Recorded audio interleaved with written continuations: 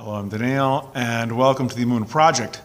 At the time of this recording, we are in the period between Passover and Shavuot, Pesach and Shavuos, and we're going to continue in our series of looking into the various Mishnahs of Pirkei Avos, the ethics of the fathers, the teachings of the fathers, the sayings of the fathers. And what we're going to look at today is chapter 4, Mishnah 11, Rabbi Yonasan. Rabbi Yonasan says a very interesting thing with respect to the Torah study and riches, wealth. Rabbi Yonasan says, whoever fulfills the Torah despite poverty will ultimately fulfill it in wealth.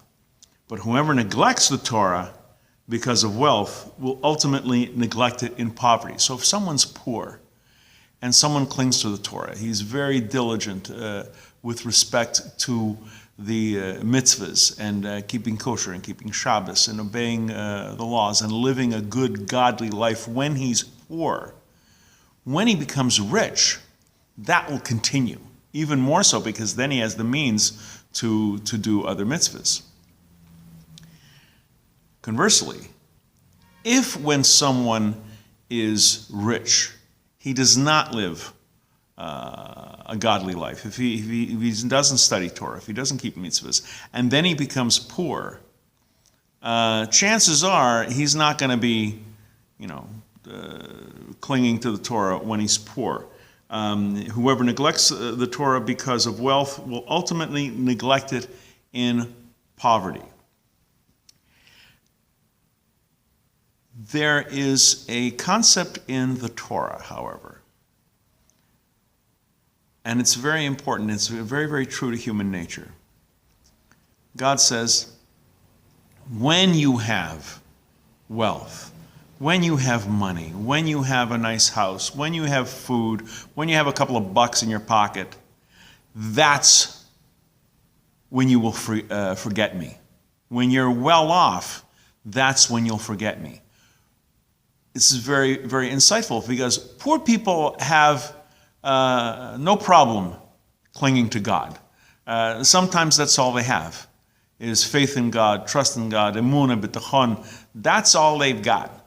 A wealthy person is seduced into thinking, I did this all on my own. I did this. I did this all on my own. I'm a self-made man. They don't think in terms of the kindness of God, the blessings that God has given them. They think, oh, this is all me.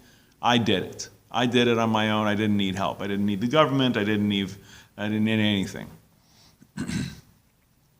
A poor person, like I said, he doesn't have any trouble clinging to God. And if a poor person clings to God and lives the life of Torah, when his fortune turns around and he becomes well off, or at least better off, that will continue.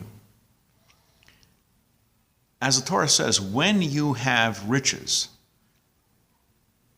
that's the temptation to forget God. And if you do not live a godly life, if you do not cling to Torah, and if you do not follow Torah in times of riches, when you hit hard times, chances are you're not going to all of a sudden be a Baalei Tshuva. It sometimes happens, but what Rabbi Yonasan is saying in this Mishnah is that if during good times you neglect Torah, when bad times come along, chances are you're still going to neglect Torah. We're going to be continuing and doing videos along this and other subjects. Please come back. Please watch, listen, learn. I hope these videos are inspiring. And until next time, on behalf of the Emunah Project, I'm Daniel, and thank you too much.